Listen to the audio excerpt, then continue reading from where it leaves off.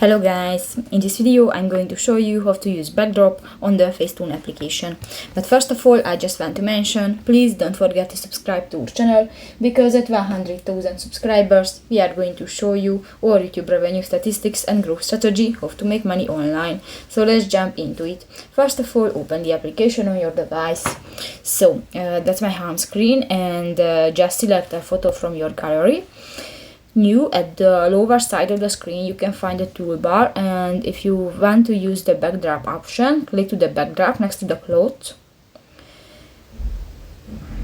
and just wait a few seconds when the application doing this thing, and you can select different backgrounds to your photo. You can add the photos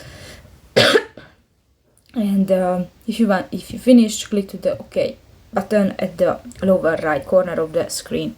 So that's pretty much it for this video, guys. See you in the next one. Bye bye.